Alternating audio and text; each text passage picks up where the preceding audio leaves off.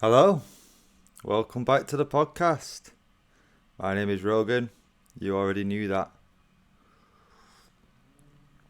Today we're going to be talking about the seven wandering stars, and they link a little bit with mythology and stuff, so I'm not going to be going into any of the major myths. Beforehand, I like to talk about what's going on with the channel and my ideas. So I was doing a bit of analysis recently, looking at my top 10 videos. Two of them were two of these podcasts. Four of them were the daily astrology readings that I put out, and then another four were the poems. That made me think a bit because I'm only really doing the poems once a week, but four of them are my most viewed videos, quite high in that list as well. So maybe I'll start to lean more into the poems. It also always happens to be the short 1 minute version, so I'm going to be leaning into that as well and doing 1 minute poems instead of almost 2 minutes. Usually been doing them at 5 or 6 verses, whereas to do it as 1 minute, I essentially need to do it as a 3-verse poem. So moving forward, I've written a poem for each of the 7 wandering stars that we're going to get into, and I've almost done half of the zodiac. So for the first 3 weeks, there'll be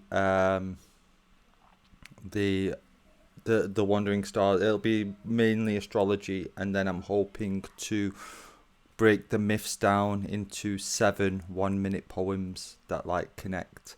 The idea is that I start them on a Wednesday, so then when we get to the final, you get the final one of the run on the Tuesday, and then that Wednesday I'll put them all together, and there'll be a 7-minute version of the poem, so that in long form terms there'll be the podcast on a Monday, there'll be the poetry on a Wednesday in long form that will have been broken out through the week before, and then there'll be the final one on the chart reading for the week to come on a Friday.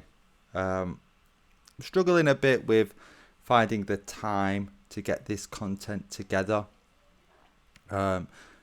Probably going to drop the top 5 at least for now, as that takes a little bit of time to put together, and create quite a strain, and wasn't really getting the views. My intention was that would bring in the wider audience. I don't think I'm going to be able to tap into a wider audience without funding like a marketing sort of campaign for these. One of the things I'm looking at doing as well is with the minute poetry to use other social media sites to push that. We'll see how that goes.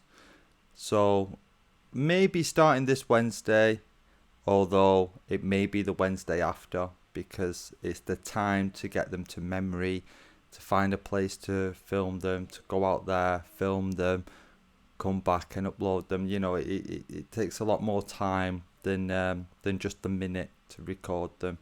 I mean, I have been tempted to just record the poems here, and I did do one in my home. That was the Astara one. That was mainly because, sorry, I've got an itchy nose. That was mainly because I had a cough at the time.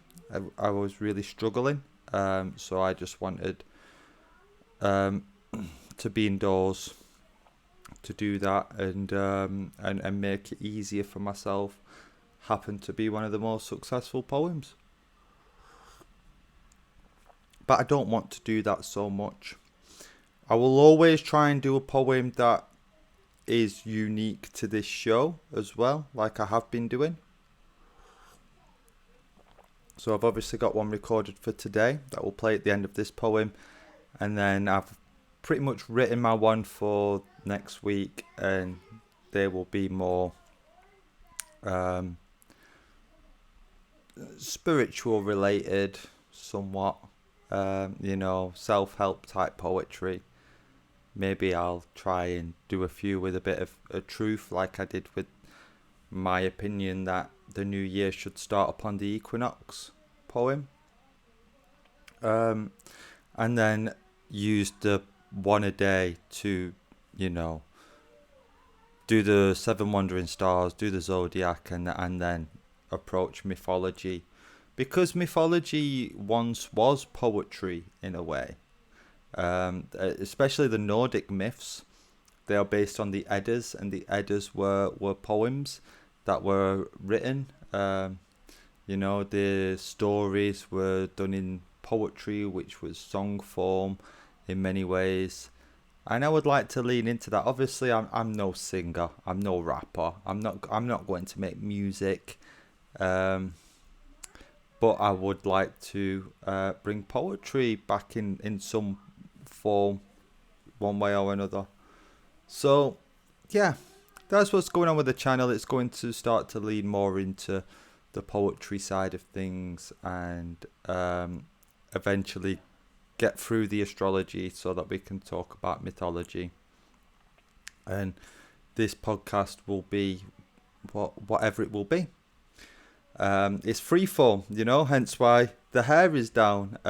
It's just me talking, and I've got a few picture prompts that I'm going to bring forward, but ultimately it's just me and a microphone talking. So on the third episode, I started to talk a bit about the dimensions, and that we were in the third dimension, or at least we perceive reality through the third dimension. In all reality, we exist in all of them. The first dimension is unity, it's the universe, it's everything as one.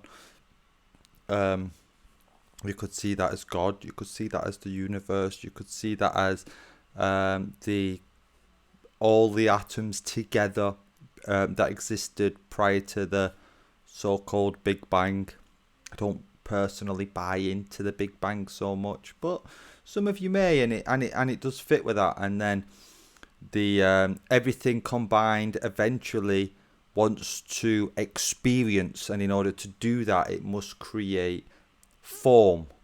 The formless must create form.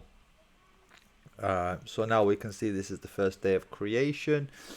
We can also see it as the Big Bang,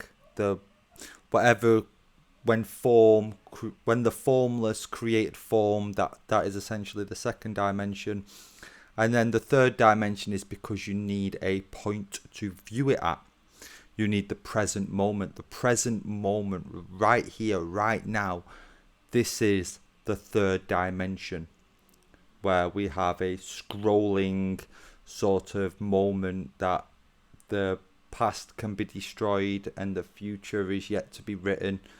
And this sort of moves through. This is the observer, the eye. Is why in Freemasonry you'll see a lot of a triangle with an eye in. That's giving worship to the observer, the third dimension, the observational point.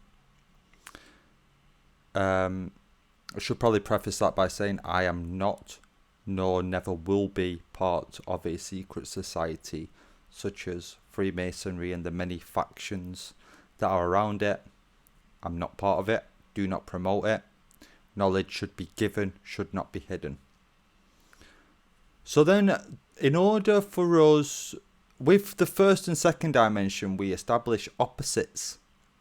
Opposites are everywhere in nature. The only reason there's dark is because there's light. The only reason there's an up is because there's a down. The only reason there's male is because there's a female. No matter where you look in nature, there's space and there's matter. There's material and ethereal. There's these opposites that define everything. It's like a binary code, and that's where you could give a bit of credence to this being akin to a computer simulation, because you have that 1 and 0, that opposite. So if you create the present moment, if you create time, then you must create timeless. And this is where the fourth dimension comes in. And really, these two are interwoven. In order to have a present moment, that present moment must be destroyed. There must be a destroyer. And this is where I believe a lot of the demons, a lot, maybe we could call them jinn, or there's many variations, there's many words to describe, but we are here to build within the present moment. We are light beings. We know this because we absorb light. We call it vitamin D. But really, we're solar beings. We need the light. We see light. We don't see dark. Dark is what we don't see.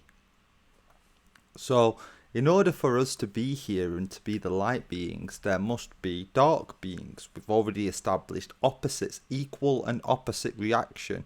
It's a law. It's unbreakable. It is what it is. So the fourth dimension is where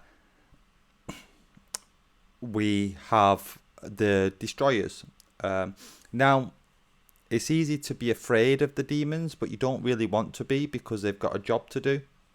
They're there to destroy so that we can build. There are opposites. They are the dark to our light.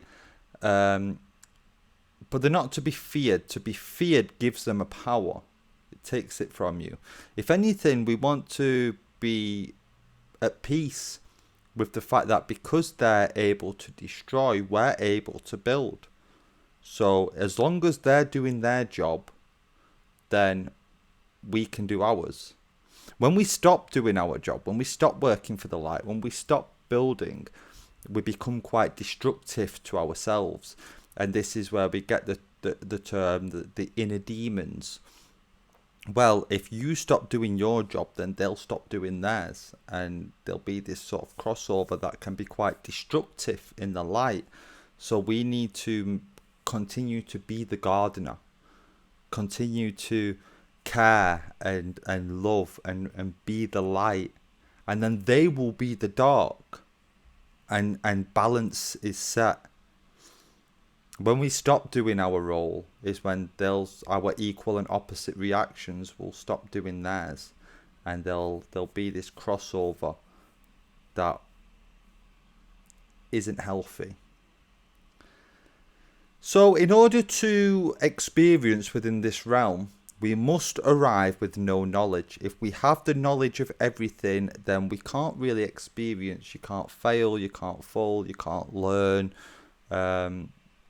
There's no enjoyment because you already know everything. So then the fifth dimension is where all knowledge is based.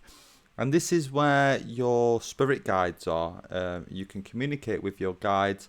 And I believe taking things like ayahuasca can bring you into that realm so that you can absorb the knowledge. You can talk with your guides in that plane.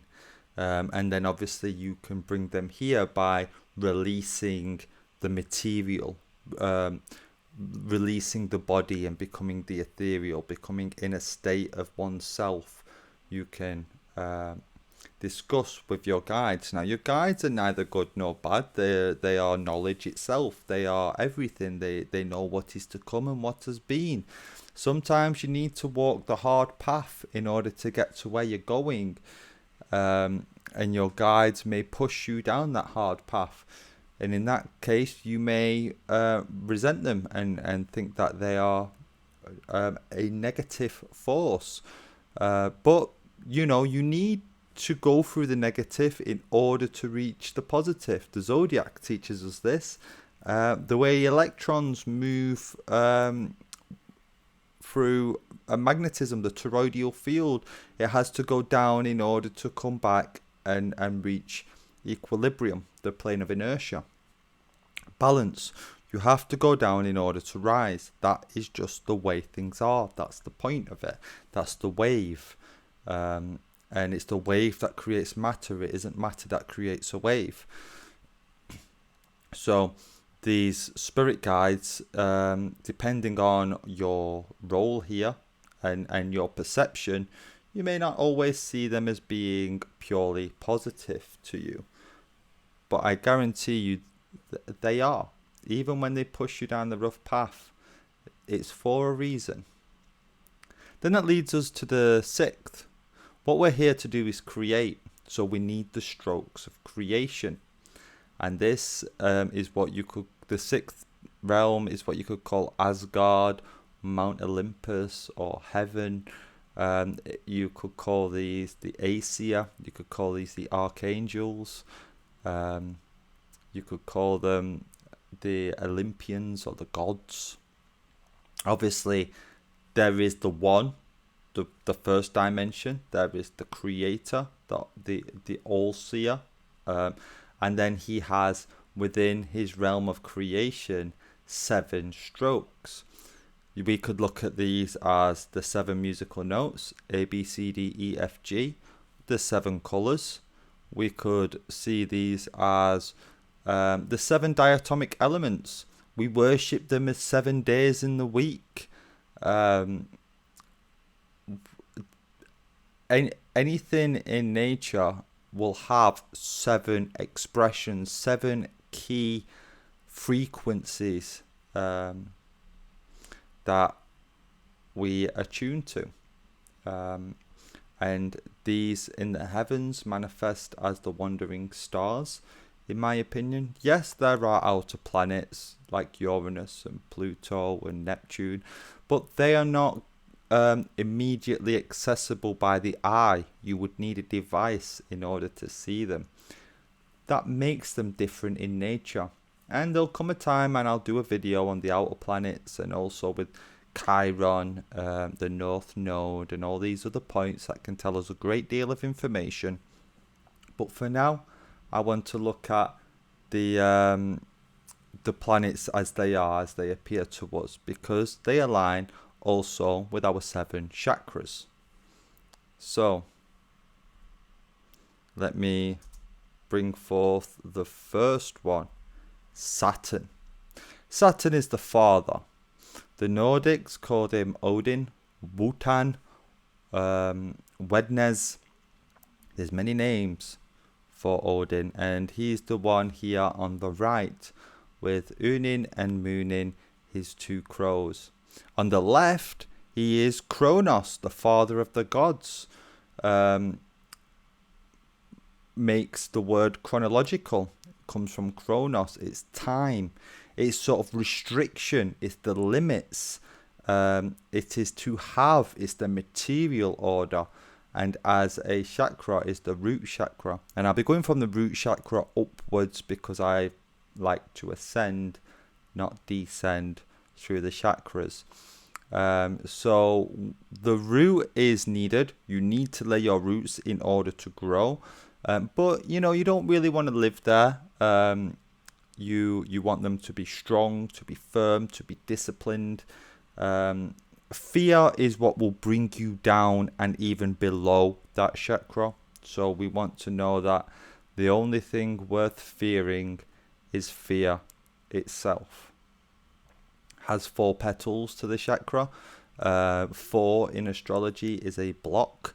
It is an obstacle. It's something to overcome. It's hardship, and that's what the father does. He creates hardship and discipline so that you can grow. That is the role of Saturn. Saturn rules Capricorn, for example. Capricorn is about getting up that hill. It's about the discipline.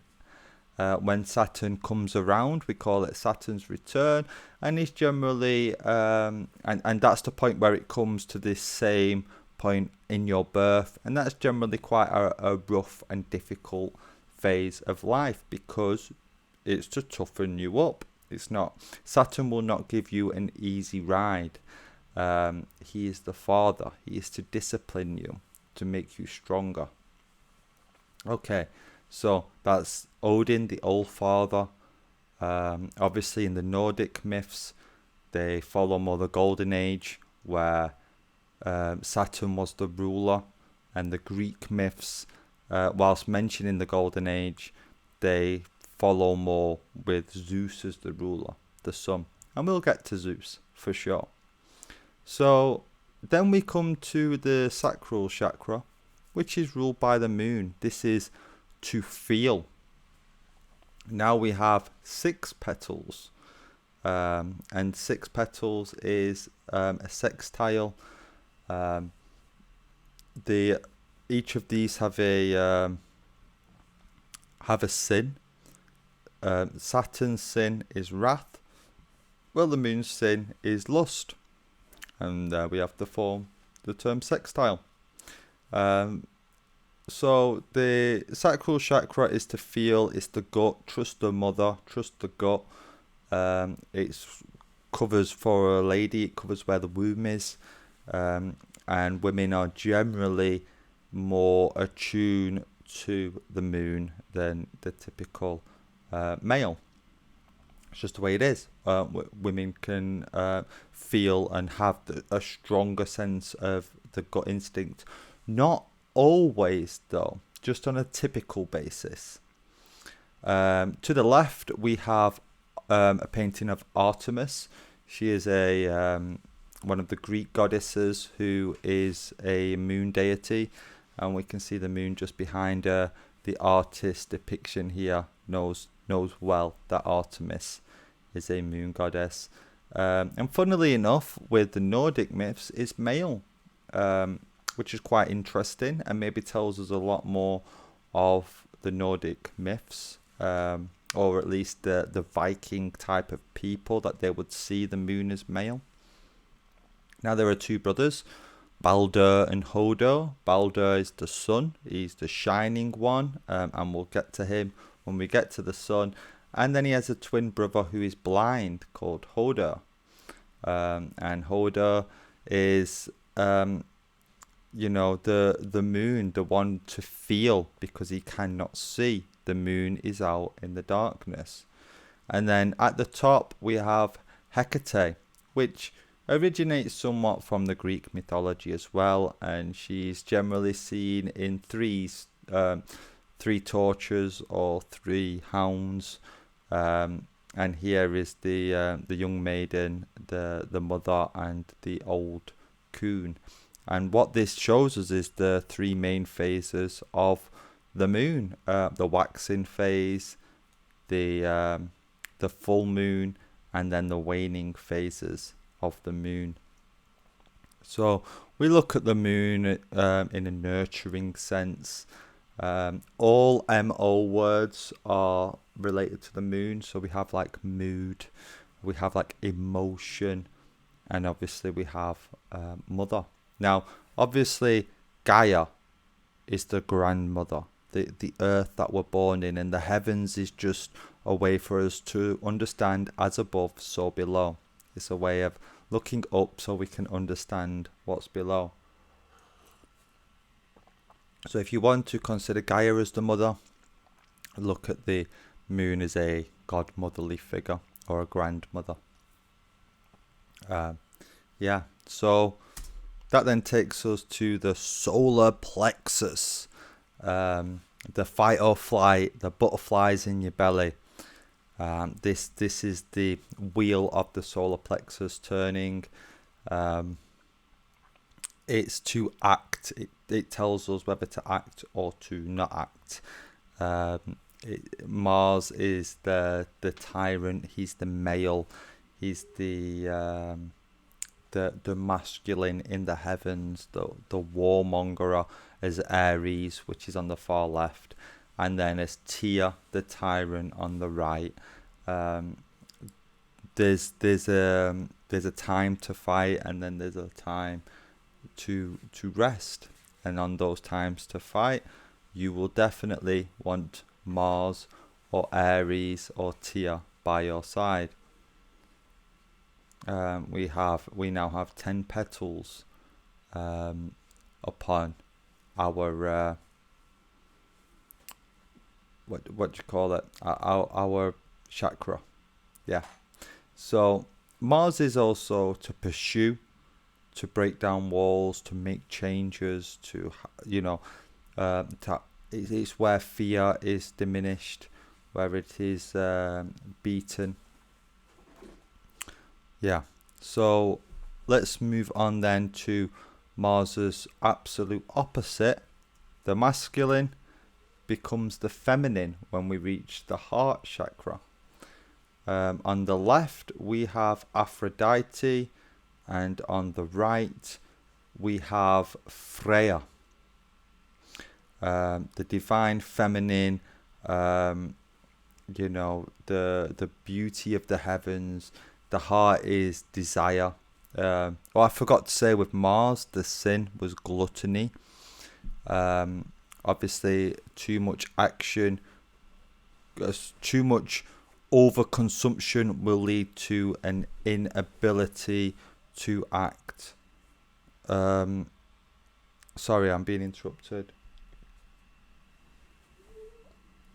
Why are you...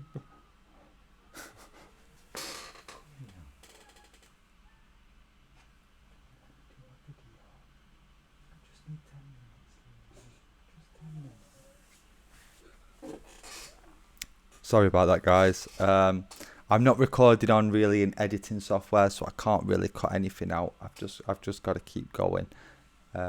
Just a little distraction there. So Venus is the feminine.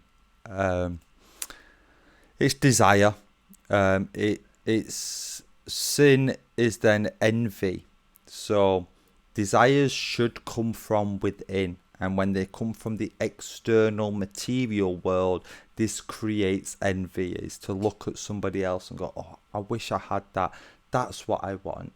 And the shopping industry absolutely thrives upon envy. Whereas when our desires are born from our heart, when we can trust our heart, our compass within ourselves, when it points true, when it points to true north, that's where beauty can happen. And we can actually start to be clear on what it is that we want.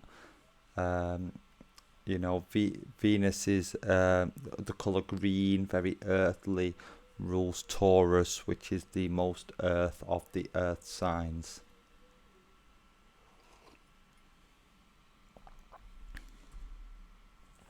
So then we move up to the throat chakra, Mercury. Mercury is the trickster. You want to be careful with Mercury. He's the devil on the shoulder that'll whisper into your ear. Mercury in retrograde, I'm probably sure you've all heard of that. This is where misinformation and blockages to communication happens. Out of all the chakras, it is your communication that is more than likely going to be misinterpreted, and we have to be very careful with it. Mercury is Hermes, the messenger of the gods, and even in the Greek myths, he is known to play tricks on people, especially his half-brother Apollo. One of the earliest of Hermes' myths is a trick that he pulls on Apollo. An incredibly powerful, able to move between any realm, any dimension that he wishes.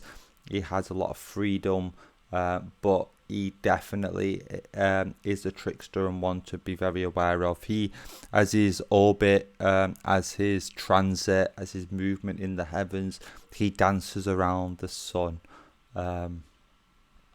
And when we get to the Nordic myth of Loki, we can see that he's actually responsible for the demise of the sun, which leads us into the winter seasons. As he dances to and fro, being very mysterious. So you want to be careful of how you communicate. Really, the best way to communicate is to listen before you speak, is to absorb. Those who speak too much generally get tongue-tied and are taken the wrong way. So it's an incredible gift that we're given, that we're able to speak, to put sounds together with hardly even any thought at all, and weave together what we call sentences. And it's spelling, it's the spells that we cast as we speak, but we need to be very mindful of them and very careful. Mercury stands alone. All of these planets have an opposite in a way that to balance them. Mars has its Venus, the moon has its sun, and Saturn has Jupiter. All very opposite in their ways. Mercury stands alone. The communicator, the one who can freely pass, the one who can shapeshift. Loki frequently shapeshifts throughout the Norse myths. And most of the monsters within the myths happen to be children of Loki. One who has given Odin many a sleepless night trying to understand what is he up to. Mercury, the shapeshifter. Loki, or Hermes, the trickster. So be careful with your speech. It's an incredible skill. We are blessed with Mercury. However, with it being such a blessing, it's also the opposite as well. So be mindful when you use Mercury. This brings us to Jupiter, the brow chakra, the third eye, the lightning bearer in the heavens. That is the head, or the heavens as in the sky. Because we know we live in a fractal universe. Everything is equal to everything. So, on the left we have Zeus with his lightning bolt, the king of the gods. And then on the right we have Thor, the chosen son, the one born to be king. In British mythology, we have King Arthur. And you'll notice that they always tend to have a signature weapon. The lightning bolt, Mjolnir, the hammer. And Arthur has his sword, Excalibur. They're each... And this is because of Sagittarius, really, which is the archer in the heavens, the weapon, the hero. And these are very much depicted as being heroes. Flawed, absolutely. They're definitely flawed. And this comes from, you have your gift of Jupiter is to see. When Jupiter works fine, when you're gifted by these deities, you can see. And that's not two. You have two eyes for looking, but only one eye for seeing. And this is Jupiter. This is to see, which is, it's a spiritual sight. It's to know the path. It's to see the way. It's not to see with your two eyes as such. So yeah, Jupiter gives us the sight. It's sin. Mercury's sin is greed. I keep skipping them, don't I? Mercury's sin is greed, and you can see this with those who are gifted with the gift of the gab. Generally can't get enough. There's always more that they want. So you want to be careful when you're gifted with Mercury that you're not greedy. With Jupiter, it's sloth. So if you do not see the way, it leads to laziness, to idleness. And we know what the devil does with idle hands. So you want to work on your Jupiter. Jupiter is expansion, it's opportunity, it's good fortune. Because if you can see the path, then these things are available to you. And if you cannot see the path, then sloth will take away your fortune and opportunity. And this is very much fed on by the media industry, the binge watching idea of just watch show after show after show, and then your day's gone. You are unable to see your own path because you're too busy feeding sloth by looking and not seeing. So, yeah, that's Jupiter, the third eye. And then we get to the crown, the corona in the heavens, the sun, the 1000th petaled chakra. Now, it's said that if you add up all of the petals of the chakras, it reaches 144. And then the 1000th petaled chakra of the sun gives us the 144,000 that will be saved. So it's talking about ascension. At the bottom, we've got the Greek myths. It starts off with Helios, and Helios is a titan who pulls the sun across the heavens. Quite literally is the archetype of the sun. And then in the later Greek myths, we are given Apollo. Apollo here has his lyre in one hand and has the wreath in the other, being the ring of the sun. And this is where we start to see the vanity of the sun, the chosen one, the one not chosen in the way that Jupiter is, but chosen by the people, beloved by the people. We've got pride and vanity. That is the sin, actually, pride. And through pride comes vanity and narcissism and these sorts of things. So Apollo is, beautiful, beyond beautiful, but also very much selfish and self-centered as well. And on the top we have Balder, the brother of Hoder, the shining light, beloved by everybody. Everybody loves the sun, and the sun gives us a lot. It blesses us, it feeds us, but it can also do the opposite when it comes to droughts. And over in the north where I am in Britain, the sun coming is an absolute blessing because the winters are quite hard. However, if you live in the Middle East, you'd see summer in a very different light. When it's 40 something degrees, it's quite merciless, and it's too powerful. So the sun is the crown, is the petaled chakra. It gives knowing. That's why the light bulb switches on when we get it, when the sun shines. Sheer inspiration, but at the same time, it's prideful. When it's not, when it's not using its knowledge to pass on, then it becomes quite toxic, and it's very powerful. It's the top of the chakras. It wears the crown.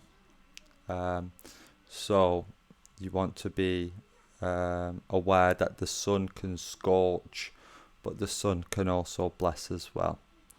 As with all of these, whether you want to call them planets or deities or gods or the Aesir, the Olympians, whatever name you want to put to these, they've all got two sides to them.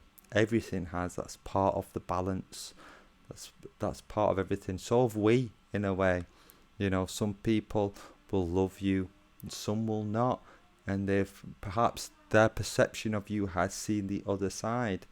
And it's our job, I believe, to be neither of those two and be the balance in between, to know thyself.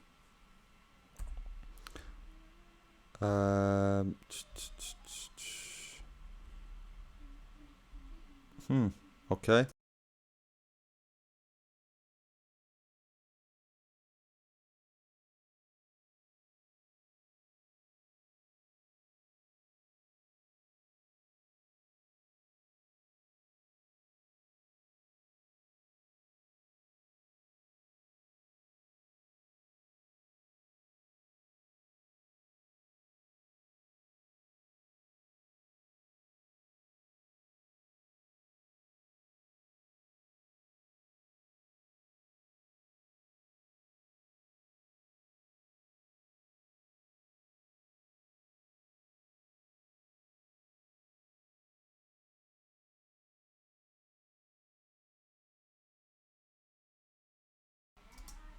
Hello, hello, hello. I've got to get better at this, haven't I? Sorry about that, guys. Minor audio issue there. So yeah, they were the seven chakras, the seven planets, the seven gods, the seven wandering stars, the seven strokes of creation, the seven archangels, if you may. And then there are obviously many others, and the zodiac is often personified as a lot of the other gods like Dionysus and Athena, that haven't really been touched on. But they are the seven main strokes of creation. The book of Revelations has them as the seven candles and the seven angels and the seven churches, telling us that they manifest in very many different ways, from frequency to materialism to etherealism. So I hope that was useful. Obviously I had a disruption earlier. I'm not on my own. So it's a bit tricky. I can't really go into any great depth, but I mean I've already been on for 40 something minutes anyway, so I can't really blame him for interrupting me. So I'm now going to move you on to the poem. I hope you have a blessed week. Hopefully you'll start to see some daily poetry coming out from Wednesday. If you don't see them on Wednesday, it's just because I haven't had the time to get them locked. And hopefully you'll see them the next Wednesday instead. God bless you. Thank you for watching. Remember, you are beautiful. You are absolutely necessary. And you are blessed. See you on the other side. The world is getting harder, and it's easy to be stressful. Don't let it dim your light, because your light is your vessel. Feed that hope. You were born to be successful. What we think is what we make, so we need to be. The world is getting harder, and it's easy to be stressful. Don't let it dim your light, because your light is your vessel. Feed that hope. You were born to be successful. What we think is what we make, so we need to be careful. There's no bigger killer than stress upon the mind. The hormones released will put your cells to the grind. Take back control, release the stress and unwind. Let it consume and your health will decline. To beat stress, there's a simple little remedy. No need for things that they prescribe medically. Just find those spaces and breathe in deeply. Stress is man-made, but peace comes easily. Technical difficulties galore with this video. Can only apologise for that. Hope you enjoyed it though. If you want to see the very first podcast, click the video up there. And if you want to see the playlist and have a little flick through, click the video to the right. Again, thank you very much for watching. If you've got this far, you are amazing. God bless you.